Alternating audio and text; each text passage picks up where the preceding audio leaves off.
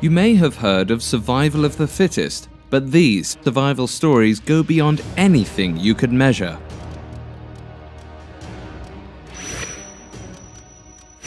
Born in 1929, Frane Salak may be one of the luckiest people to date after having survived numerous accidents from a bus crash to trains that derailed. In 1963, while on a plane to Rijeka, the door blew away and the accident killed 19 people, not including Frane.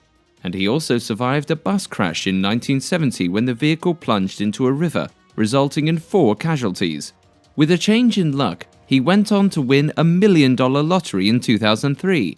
His survival stories made him very well known worldwide, especially the story in January 1962 when he was on a train headed to Dubrovnik that derailed, killing 17 people. He survived the horrific accident with only an arm fracture, scratches, and small bruises.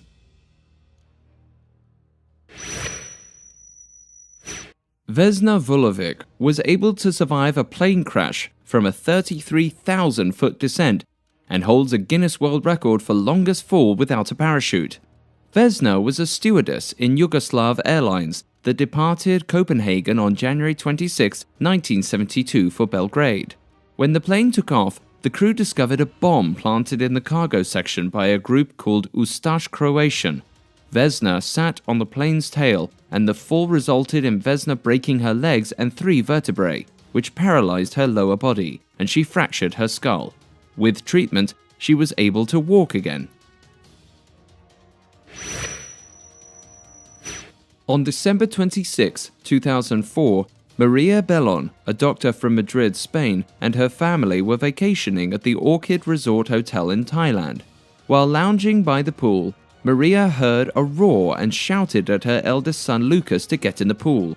A tsunami wave hit their resort, and by willpower, Maria clutched onto a tree, only to let go in an attempt to swim to her son Lucas. Eventually, she made it to her son with severe and life-threatening injuries. After getting help, she and her son were reunited with the rest of the family at the hospital. In 2013, rescuers retrieving the bodies from a wrecked ship, the Jackson 4, were surprised to find a lone survivor, Harrison O'Keefe. As a cook on the ship, Harrison went into the bathroom when giant sea waves damaged the ship, immediately sinking it. Harrison somehow found an air pocket in the bathrooms on the ship, and in the dark, wet and freezing conditions, with no food or water, he survived for about 3 days before divers found him in the wreckage just off the Nigerian coast. The likelihood of surviving a grenade in close proximity is slim to none, but still, Matthew Croucher threw himself on top of an explosive grenade. Tripping on a wire in Afghanistan in 2008, the British soldier decided to save his comrades, shouting "grenade" and then diving onto the device. Acting in the millisecond from tripping the wire to jumping on the explosive, Matthew put his bag in front of him, on top of the device. He managed not only to save his fellow soldiers, but also saved his own life.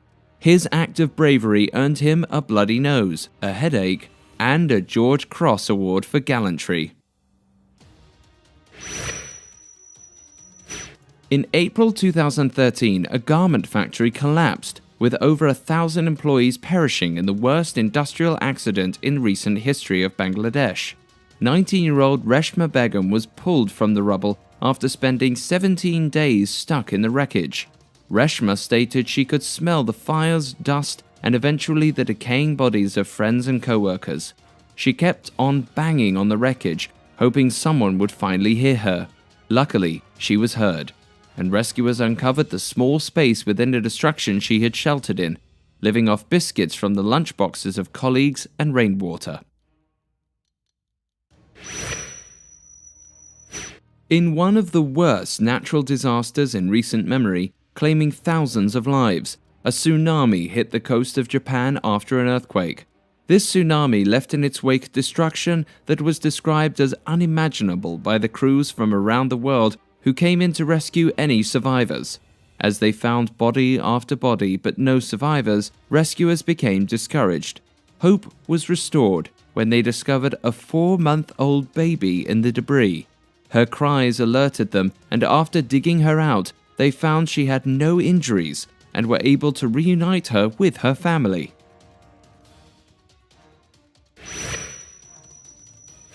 Robert Evans survived 2 accidents within 7 hours in September 2008. While Evans rode his bicycle in Colorado, a car hit him and quickly took off. He was taken to Boulder Community Hospital but released at 3 a.m. the next day. Given that Robert was homeless, he decided to pass through a railroad bridge, where he met his second accident. He was hit by an oncoming train and rushed back to the same hospital. On July 13, 1978, while working at the Institute for High Energy Physics in Protvino, researcher Anatoly Bugorsky survived a beam from a particle accelerator. An accident occurred due to inadequate safety measures when Anatoly was checking a piece of equipment and put his head in the path of the beam. Although he felt no pain, he indicated that he saw brightness greater than 1,000 suns, given that the beam was a radiation dose of 200,000 when entering his head and 300,000 when exiting his head. He was hospitalized in Moscow, and given that a radiation dose of 500 to 600 could kill a person, it is miraculous how he survived and went on to achieve his PhD afterwards. However, his face was swollen with loss of hearing in the left ear. Half of his face became frozen and does not age. He also has occasional small seizures.